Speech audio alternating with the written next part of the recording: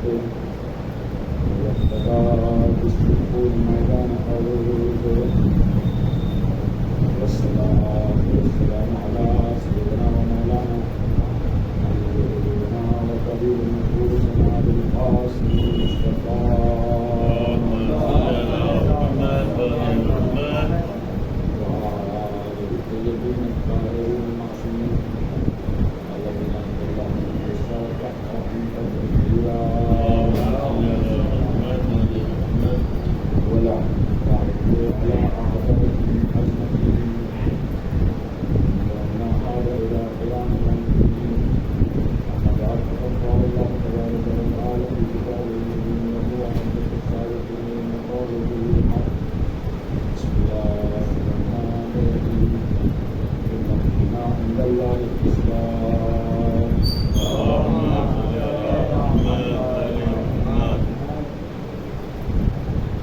ہزارہ شکر ہے پروردگار عالم کا کہ اس نے مجھے اور آپ کو یہ سعادت بخشی کہ میں اور آپ دین اسلام کے ماننے والے ہیں اور اسی نے مجھے اور آپ کو یہ سعادت بخشی کہ اول وقت پہ نماز گزارا ہم اور آپ شریک ورنہ بےحد ممکن تھا جیسا کہ ہم تقریباً بہت سارے ممکنات کی ذکر کرتے ہیں کہ بےحد ممکن تھا کہ ہم آج کے وقت چاہ کر بھی نماز میں نہ آ سکتے بےحد ممکن تھا کہ کسی وقت کوئی ایسا کام ہمیں آ جاتا کہ دل بھلے ہی ہمارا یہاں کیوں نہ ہوتا لیکن ہم نماز میں نہیں پہنچ سکتے بےحد ممکن تھا کہ ہم ان لوگوں میں ہوتے ہیں جو بیچارے اس وقت ہاسپٹلس میں ہیں بےحد ممکن تھا کہ ان لوگوں میں ہوتے ہیں جو اس وقت راستوں میں ہیں بےحد ممکن تھا کہ ایسے مقامات پہ ہوتے کہ جہاں ہمیں ہمارے جمعہ کا معلوم نہیں تھا بےحد ممکن تھا کہ مسجد کے پیچھے ہی ہوتے لیکن کوئی ایسی تکلیف ہمارے ساتھ حائل ہوتی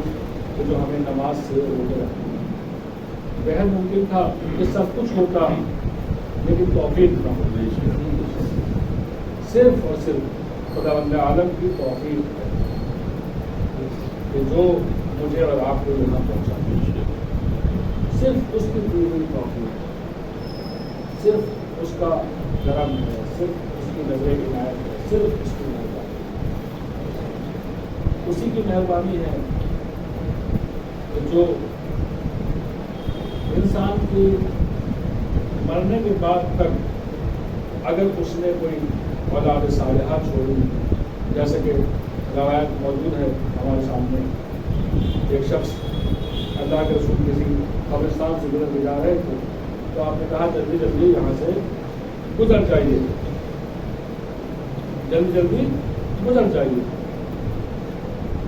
اصحاب نے پوچھا یا رسول اللہ کیا وجہ تھی کہا کہ یہاں قبر پہ عذاب ہو کچھ لوگ بعد اسی راستے سے گزرے کہا کہ آہستہ آہستہ نکلیے یا رسول اللہ اب کیا بچا ہے کہا اس کا عذاب ختم ہو گیا کیوں ختم ہو گیا کیونکہ یہاں ایک بچہ اس کا وہ تلاوت قرآن کریم کو کرنے لگا یعنی قرآن کریم سیکھنے لگا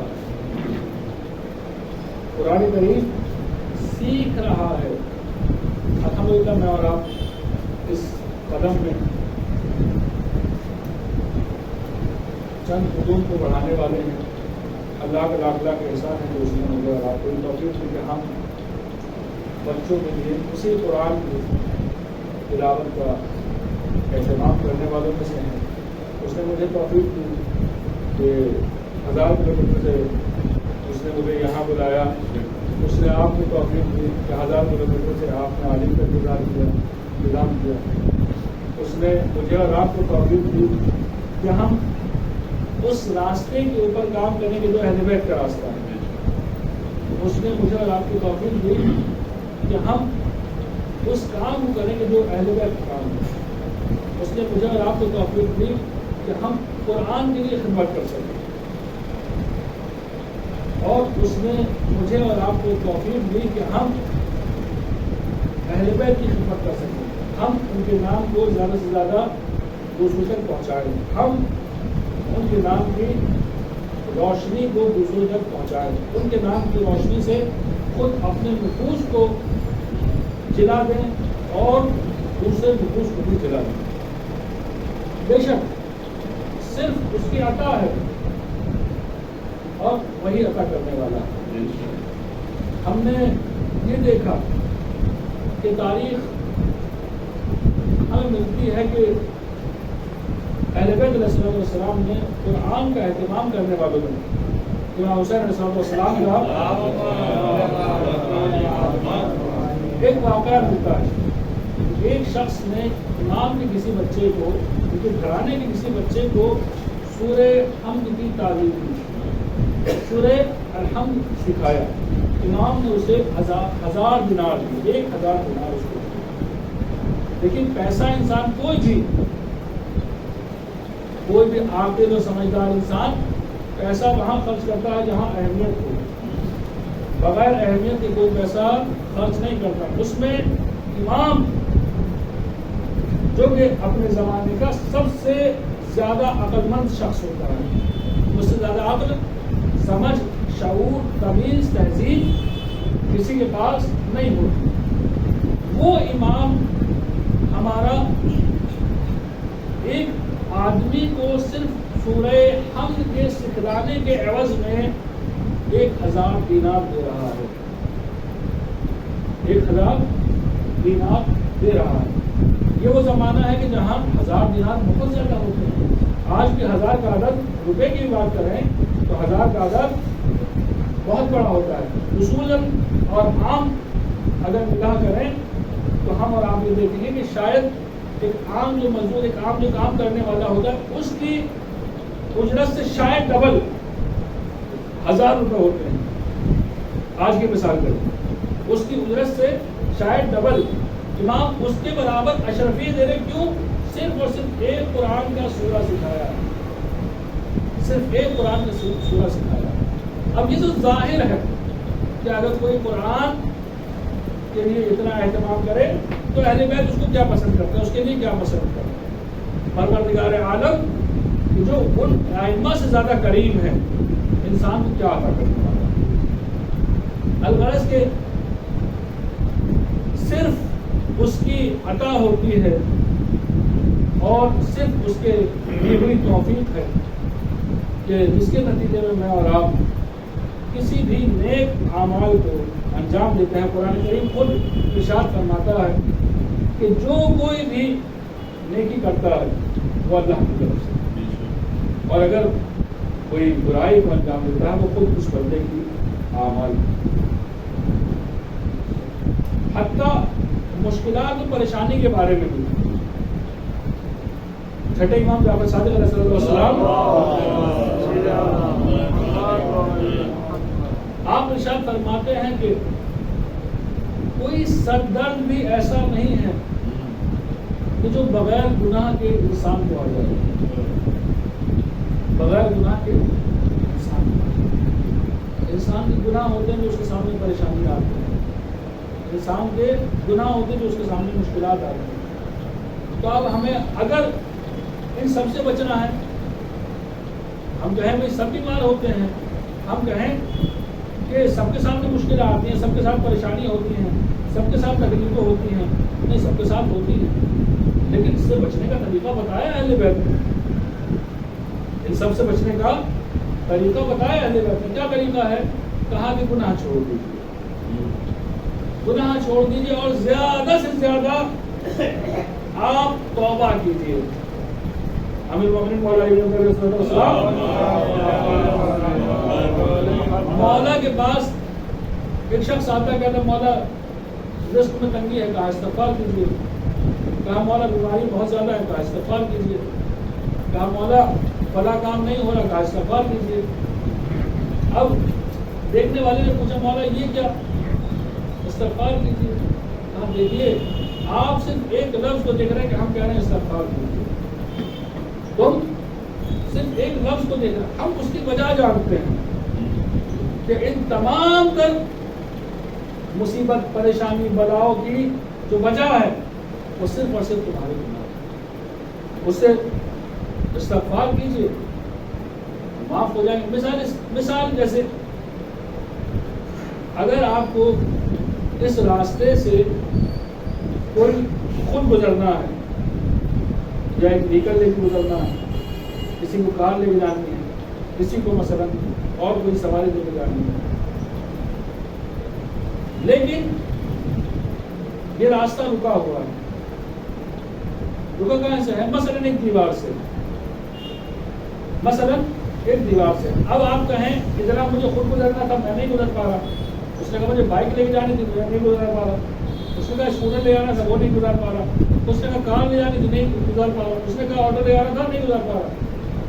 یہ ساری چیزیں ہر آدمی کا ایک الگ درد تھا, ہر آدمی کی تکلیف الگ تھی. ایک دیوار ہے, اس کو کوئی نہیں جانتا. اب اہل علم کے پاس پہنچے, معصوم کے پاس پہنچے. معصوم نے کہا کہ اس گناہ نام کی دیوار کو تم ختم کر دو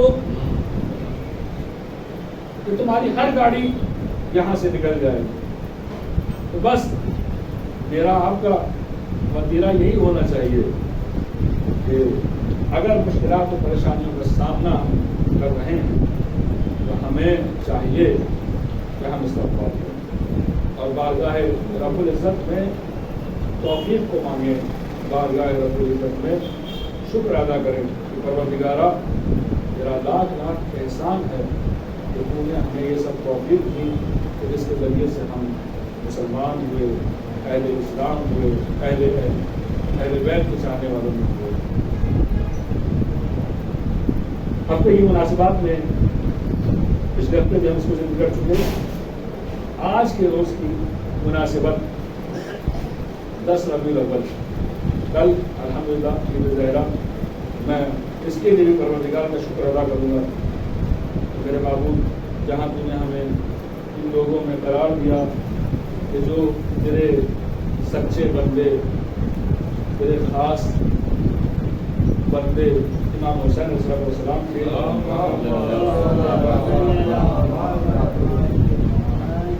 ذکر میں شریک ہونے کی تمہیں توفیق دی.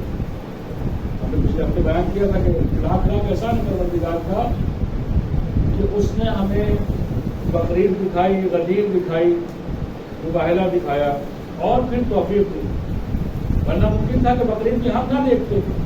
پچھلے سال بہت سے لوگ محرم میں تھے, سال کے بیچ میں آپ کے سامنے کے ہوں گے, سال کے بیچ میں گزرتے چلے گئے.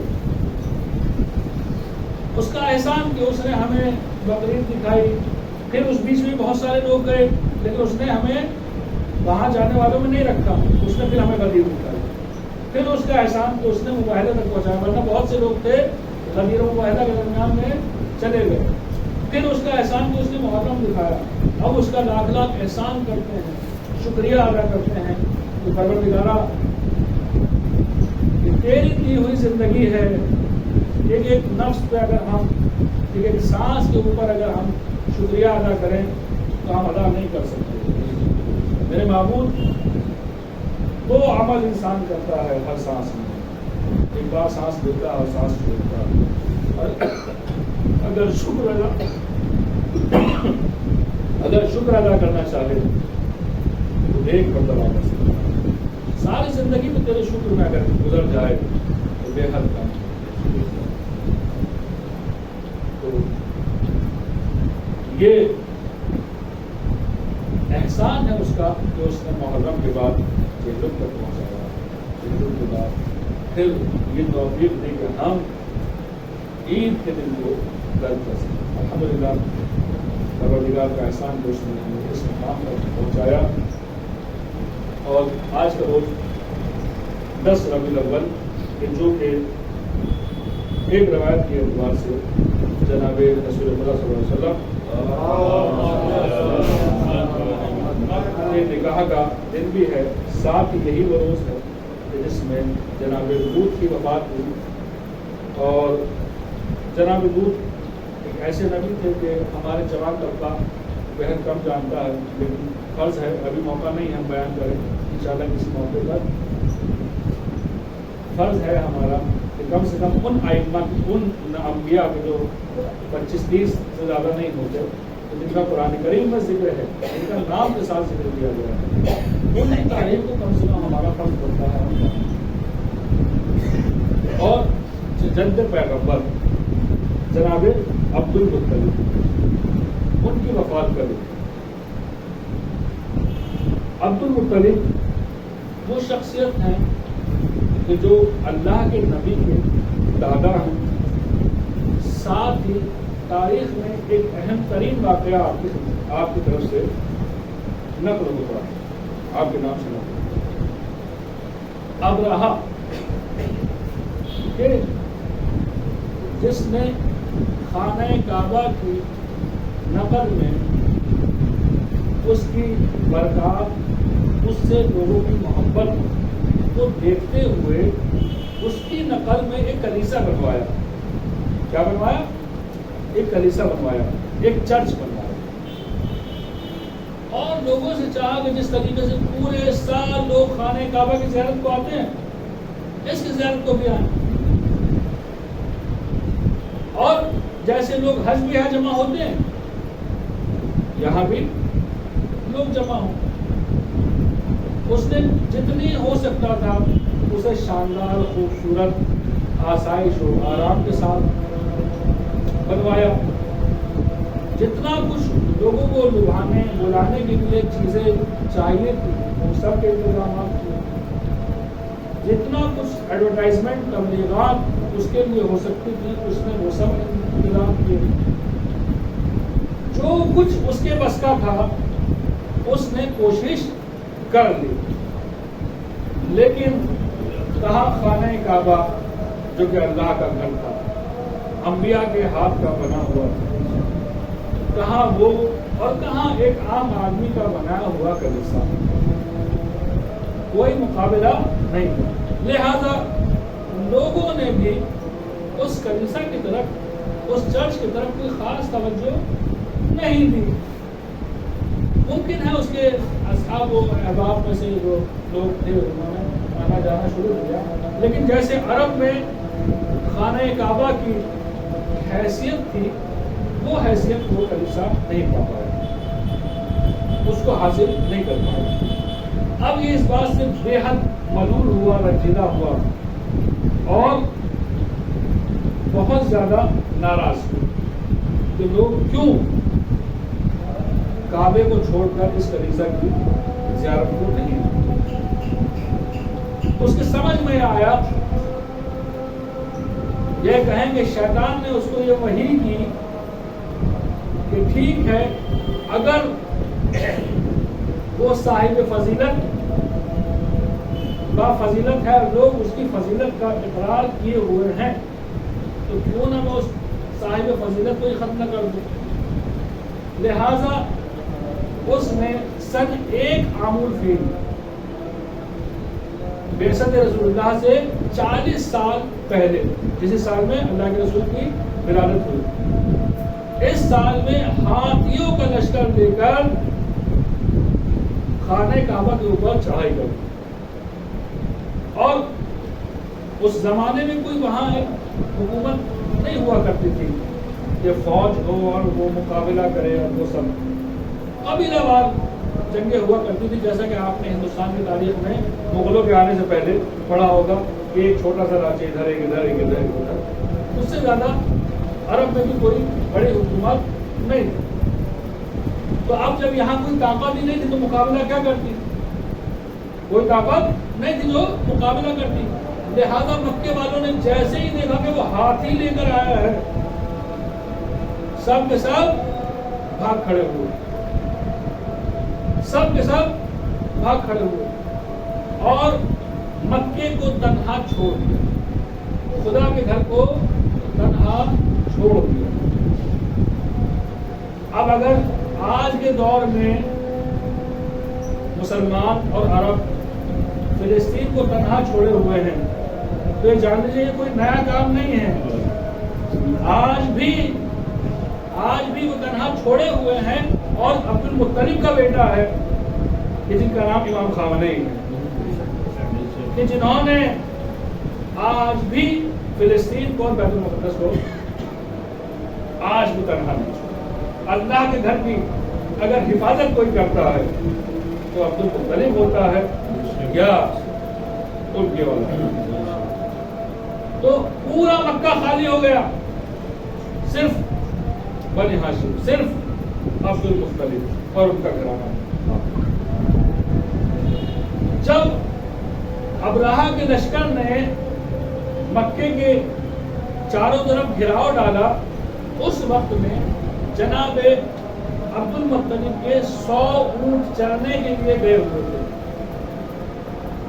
فوج نے، لشکر نے ان اونٹوں کو چھین لیا.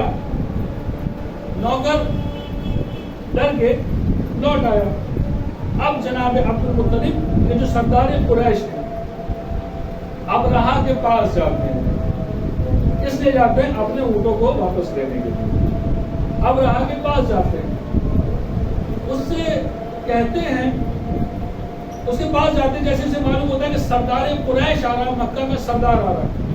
تو اس نے کیا کوشش کی، ایک ایسا دروازہ بنوایا، اپنے خیمے کے دروازے کو کچھ اس طریقے سے بنوایا کہ جو کوئی بھی آئے وہ سر جھکا کے اندر داخل ہو. جو کوئی بھی آئے وہ سر جھکا کے اندر داخل ہو. اب یہ کوشش تھی اس کی، اس سے چاہتے تھے کہ سامنے والے کے اوپر ایک نقلی رعب بنا دے. اب جیسے ہی جناب عبد المطلب اس دروازے داخل ہوئے، ظاہر ہے دروازہ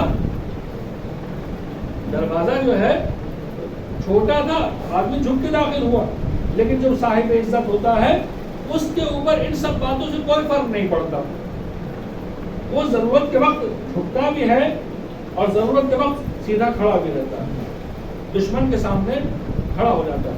اب جیسے ہی جناب عبد المطلب اس کے خیمے میں داخل ہوئے تو ان کے رعب و جلال کو دیکھ کے خود اپنے تخت سے نیچے اتر آیا اور ان کے لیے تعظیم کرنے لگا.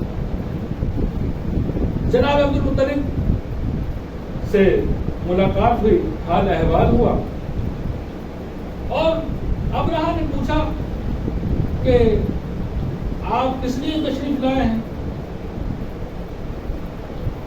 اب ابرہہ اس چکر میں ہے، اس سوچ میں ہے کہ میں جو کعبے کو توڑنے آیا ہوں، شاید یہ اس کے بارے میں بات کرنے کے لیے آیا، شاید یہ اس کے بارے میں بات کرنے کے لیے آیا، شاید یہ مجھ سے اس ذکر کریں کہ آپ خانہ کعبہ کو نہ توڑیے، آپ یہاں پر حملہ نہ کیجیے، کوئی گزارش کریں، کوئی بات کہیں مجھ سے. تو دیکھتے کیا ہیں، جناب عبد المطلب سے پوچھا کہ آپ کس لیے آئے ہیں. انہوں نے کہا کہ میں اور کسی کام کے لیے نہیں، بلکہ میں اس لیے آیا ہوں کہ تمہارے سپاہیوں نے میرے 100 اونٹ پکڑ لیے، ان کو آزاد کر دیا. اب یہ جل گیا کہ عجیب شخص ہے، میں ان کی محبت کو، میں ان کی عبادت گاہ کو، میں خانہ کعبہ کو توڑنے آیا ہوں، اور یہ مجھ سے 100 اونٹوں کی بات کر رہے ہیں. عجیب شخص ہے. کہنے لگا کہ کیسی بات کرتے ہیں، نہیں پوچھو گے کعبے کو کیا ہوگا، نہیں پوچھو گے کعبے پہ حملہ ہوگا تو کیا ہوگا، اونٹوں کی بات کرنے آئے ہو. تو جناب عبد المطلب نے ایک تاریخی جملہ کہا کہ جو تاریخ نے ثبت کر دیا کہ میں اونٹوں کا مالک ہوں، لہذا ان کی فکر کر رہا ہوں. اس گھر کا ایک مالک ہے کہ جو اس کی فکر کرنے والا. یہ ہے دین، یہ ہے ایمان، جو کہ سوائے عبد المطلب کے کسی کے پاس نہیں تھا.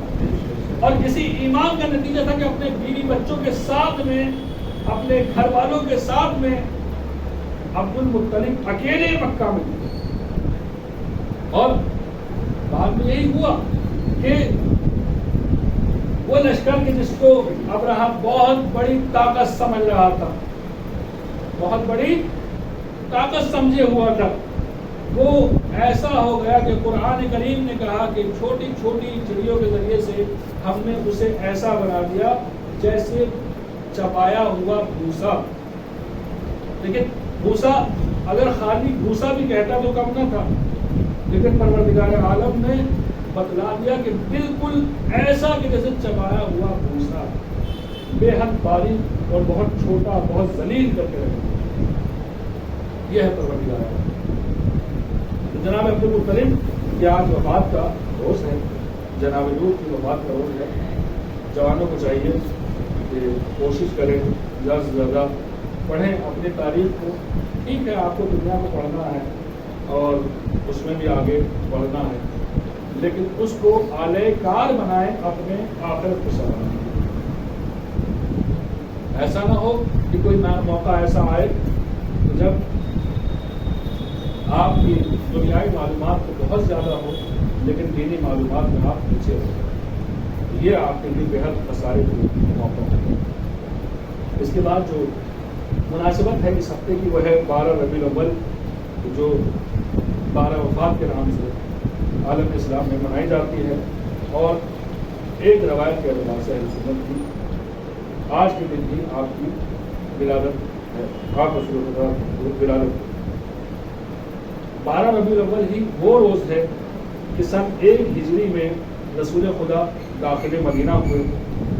یہی وہ روز ہے کہ سن 1 ہجری میں نماز واجب ہوئی. اس سے پہلے واجب نہیں ہوئی. ہجرت کے پہلے سال میں نماز واجب ہوئی. اس سے پہلے چونکہ مسلمان اور دوسری مشکلات سے دوچار تھے اور پریشان حال تھے، لہٰذا پروردگار نے ان کے اوپر کوئی ذمہ داری عائد نہیں کی تھی، نماز واجب نہیں کی تھی. لیکن جب ہجرت ہو گئی، دنیاوی مشکلات سے ایک حد تک راحت مل گئی، اس کے بعد پروردگار نے ان کے اوپر نماز واجب کی. یہی وہ روز ہے آج 12 وفات کی وہ روز ہے، 12 ربیع الاول ہی وہ روز ہے کہ سن 132 ہجری میں بنو عباس کو کامیابی ملی اور بنی امیہ کی منحوس حکومت کا خاتمہ ہوا. اور اسی دن 12 وفات کے روز ہی 12 ربیع الاول کے روز ہی 241 ہجری میں اہل سنت کے 4 اماموں میں سے ایک امام جناب احمد بن حنبل کی وفات کا دن ہے. سن 16 ہجری میں 13 ربیع الاول کو سن 16 ہجری میں مسلمانوں نے بیت المقدس کو فتح کیا اور 14 ربیع الاول کو بے روایتی مرگ یزید ملعون 64 ہجری میں. اس کے ساتھ اسی ہفتے کی 15 ربیع الاول کو وہ روز ہے کہ اللہ کے نبی مدینہ کے نزدیک پہنچے اور آپ نے مسجد قباء کی تعمیر کی اور اس کی بنیاد. پروردگار عالم سے دستبردعا ہوں کہ ہمیں وہ مسجد کو تمام جگہیں کہ جہاں اللہ کا رسول نے زندگی گزاری ان سب کو دیکھنے کی توفیق عطا فرمائے. بسم اللہ الرحمن الرحیم. قل هو اللہ احد اللہ الصمد لم یلد ولم یولد ولم یکن له کفوا احد. اللهم صل على محمد وعلى محمد. اللهم صل على محمد وعلى محمد. لا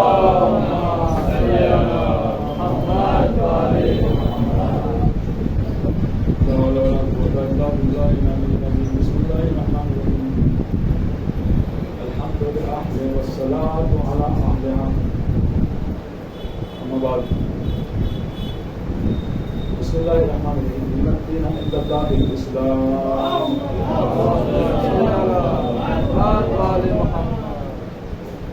دین اسلام وہ دین ہے کہ جو ہمیں زندگی کے ہر ایک پہلو میں دین پر عمل کرنے کی نصیحت کرتا ہے اور زندگی کے ہر ایک پہلو پہ ہماری ذمہ داریوں کو بیان کرتا ہے.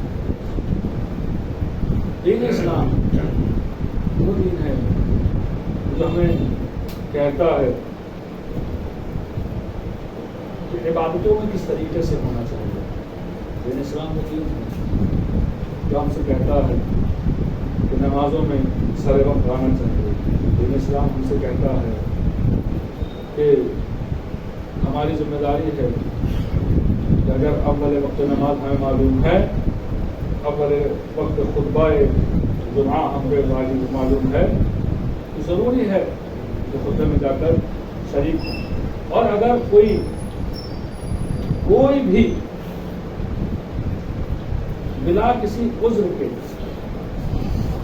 خطبہ جمعہ میں داخل نہیں ہو رہا، خطبہ جمعہ میں حاضر نہیں ہو رہا، تو یہ جان لیجیے کہ وہ ایک واجب کو ترک کر رہا ہے، اور بھلے ہی نماز ادا کرنے سے اس سے یہ واجب ادا ہو جائے، لیکن بہرحال ہر حالت میں معصومین اور پروردگار کی نگاہ میں کسی بھی طریقے سے یہ عمل پسندیدہ۔ میں آپ لوگوں کو نصیحت کرتا ہوں، کوشش کریں، ابھی وقت اور 5 منٹ پیچھے جائے گا، تو ایسا نہ ہو کہ آپ کسی جمعہ آئیں اور نماز آپ سے رہ جائے۔ 12:40 تک نماز جمعہ کا وقت پیچھے جانے والا ہے، تو کوشش کریں کہ اس سب کو دھیان رکھیں۔ پروردگار عالم سے دست بدعا ہوں کہ میرے محبوب درود و سلام بھیج حضرت محمد مصطفیٰ صلی اللہ علیہ وسلم، میرے محبوب درود و سلام بھیج حضرت فاطمہ زہرا سلام اللہ علیہا پر، مولا علی ابن ابی طالب علیہ السلام پر، امام حسن مصطفیٰ علیہ السلام پر، امام حسین علیہ السلام پر، چوتھے امام زین العابدین علیہ السلام پر، پانچویں امام محمد باقر علیہ السلام پر، چھٹے امام جعفر صادق علیہ السلام پر، ساتویں امام موسیٰ کاظم علیہ السلام پر، آٹھویں امام علی رضا علیہ السلام پر، نویں امام محمد تقی علیہ السلام پر، دسویں امام علی نقی علیہ السلام پر، گیارہویں امام حسن عسکری علیہ السلام پر، میرے محبوب درود و سلام ہے آخری حجت آخری قائم حضرت امام محمد مہدی علیہ السلام پر۔ ہمارے اس قریب سے ہم قبول فرما، ہمارے گناہ کبیرہ و صغیر کو معاف فرما، مشکلات کو آسان فرما، پریشانی کو دور فرما، زیادہ سے زیادہ دین پر عمل کرنے کی توفیق عنایت فرما، نماز میں نماز جماعت میں حاضر ہونے کی توفیق عنایت فرما، امام زمانے کے ظہور میں تعجیل فرما، ہم ان کا عوام انصار میں شامل فرما۔ بسم اللہ الرحمن الرحیم، انا اعطیناک الکوثر فصلی لربک وانحر، ان شانئک هو الابتر۔